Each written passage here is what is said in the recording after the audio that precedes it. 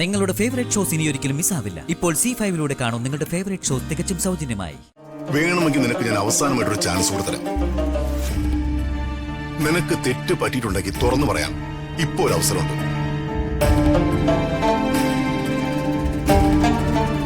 എന്തു പറയുന്നു?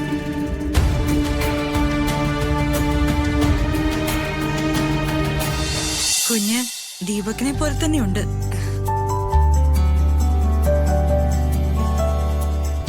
ആ കണ്ണും മൂക്കും ദീപകിനെ പറിച്ചു വെച്ച പോലെയുണ്ട്.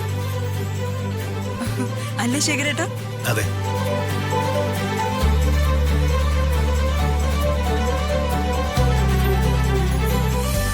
എന്താതേന്ന്?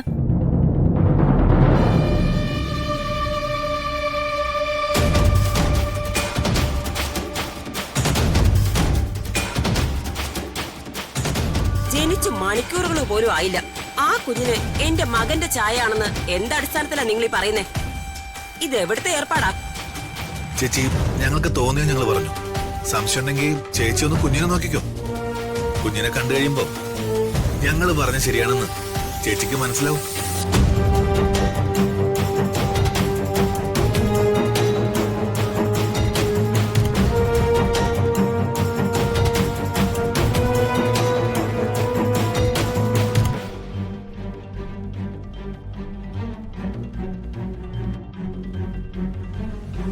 ഏയ്, ഇത് ദീപകിനെ പോലെ ഒന്നും അല്ല ഇരിക്കുന്നത്.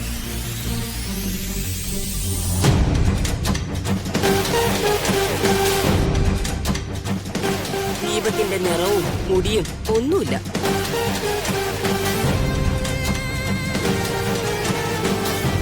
അത് വളർന്നു വരുമ്പോ നമുക്കറിയാലോ.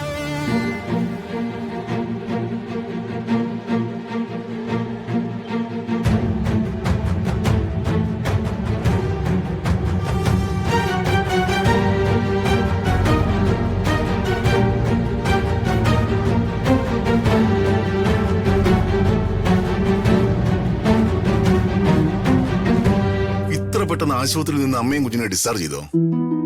അത് ഡിസ്ചാർജ് ഞങ്ങൾ പ്രത്യേകം ചോദിച്ചു വാങ്ങിയതാ.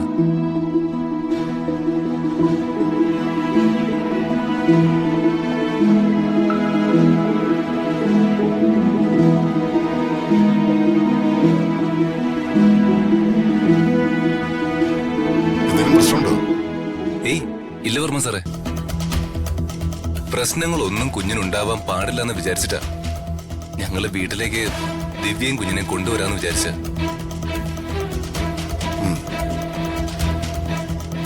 നിങ്ങൾ ഇവിടെ ഇങ്ങനെ നിൽക്കാതെ അകത്തേക്ക് ചെല്ല.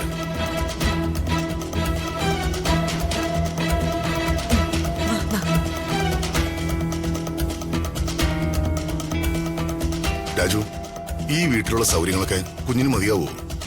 സഹായത്തിനൊരാളും അത്യാവശ്യ സാധനങ്ങളൊക്കെ ഉടനെ എത്തും വർമ്മ സാറേ.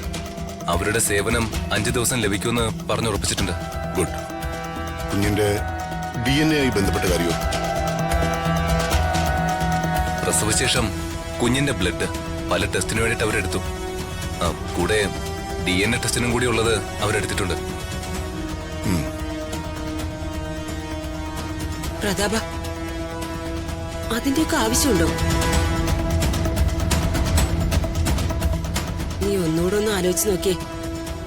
DNA ടെസ്റ്റ് ചെയ്തതിന് ശേഷം ദീപക്കല്ല ദിവ്യയുടെ കുഞ്ഞിന്റെ അച്ഛനെന്ന് തെളിഞ്ഞ പിന്നെ നിങ്ങള് ദീപകിനെ സംശയിക്കുന്നത് വെറുതെ ആവില്ലേ?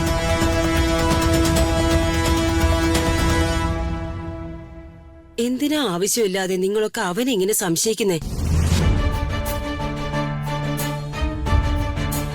ദിവ്യയോട് ഞാൻ തഞ്ചത്തിൽ സംസാരിച്ച് അവളുടെ കുഞ്ഞിന്റെ അച്ഛൻ ശരിക്കും ആരാണെന്ന് ഞാൻ പറയിപ്പിക്കാൻ പ്രതാപ.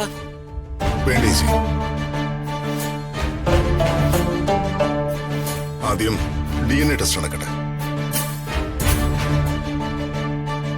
ദീപകേ, നീ DNA ടെസ്റ്റിനുള്ള സാമ്പിൾ നൽകാനായി ഹോസ്പിറ്റലിലേക്ക് പോകാൻ തയ്യാറല്ലേ?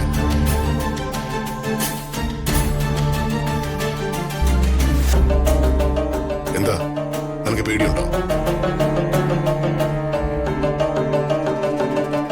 വേണമെങ്കിൽ നിനക്ക് ഞാൻ അവസാനമായിട്ടൊരു ചാൻസ് കൊടുത്തരാം. നിനക്ക് തെറ്റ് പറ്റിയിട്ടുണ്ടെങ്കിൽ തുറന്നു പറയാം. ഇപ്പോൾ ഒരു അവസരമുണ്ട്.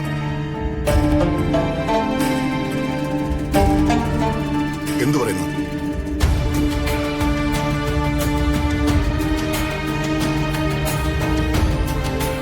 എന്തെങ്കിലും പറയാനുണ്ടെങ്കിൽ പറയുമോനെ. ഞാൻ DNA ടെസ്റ്റിനുള്ള സാമ്പിൾ കൊടുത്തിട്ട് വരാമോ? ശരി.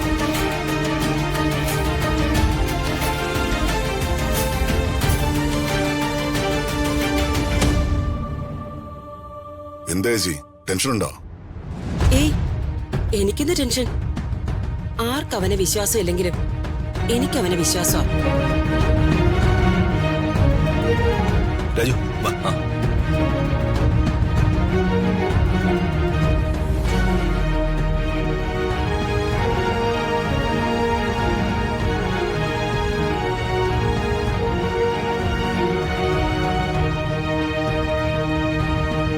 ശ്ശേ. ദീപക് കാരണം എല്ലാം കൈവിട്ട് പോവാണല്ലോ. ശ്ശേ.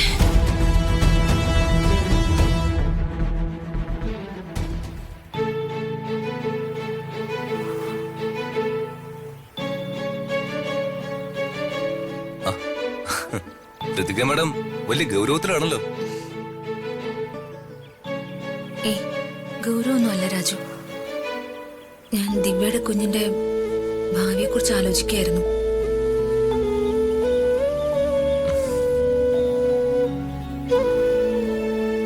എന്തായാലും വർമ്മ സാർ ദീപകിനെ DNA ടെസ്റ്റിന് പറഞ്ഞു വിട്ടിട്ടുണ്ടല്ലോ.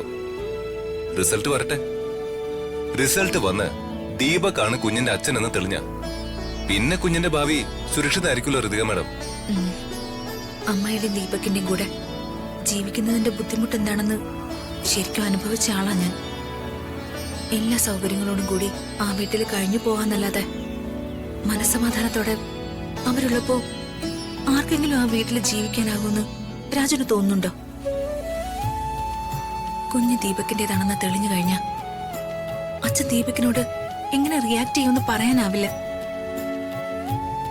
അച്ഛൻ ദീപകിനോട് കാണിക്കാൻ പോകുന്ന ദേഷ്യമെല്ലാം ദീപക് ആ കുഞ്ഞിനോട് കാണിക്കും. അത് ആലോചിക്കുമ്പോഴാണ് എനിക്ക് പേടിയാവുന്നത്. അവന് അച്ഛൻ വീട്ടിൽ നിന്ന് പുറത്താക്കിയാൽ മതിയായിരുന്നു. അതിനുള്ള എല്ലാ സാധ്യതകളും കാണുന്നുണ്ട്. മാഡം ധൈര്യമായിട്ടിരിക്കെ. സ്വന്തം കുഞ്ഞാണെന്ന് പോലും നോക്കാതെ ചോര കുഞ്ഞിനെ ആശുപത്രിയിൽ നിന്നും എടുത്തോണ്ട് പോവാൻ ഗുണ്ടകൾക്ക് കൊട്ടേഷൻ കൊടുത്തവനവൻ. അത് ആലോചിക്കുമ്പോ അവനിട്ട് രണ്ടെണ്ണം കൊടുക്കാനാ എനിക്ക് തോന്നുന്നത്. തല്ല് കിട്ടിയ നന്നാവുമായിരുന്നെങ്കിൽ അവൻ എന്നേ നന്നാവുമായിരുന്നു മാഡം. അവനെ വഷളാക്കുന്നത് അംബിക മാഡം. ആദ്യം നിലയ്ക്ക് നിർത്തേണ്ടത് അംബിക മാഡത്തെയാ. ഡൗൺലോഡ് ചെയ്യൂ C5 ആപ്പ്. കാണൂ എല്ലാ എപ്പിസോഡുകളും സൗജന്യമായി.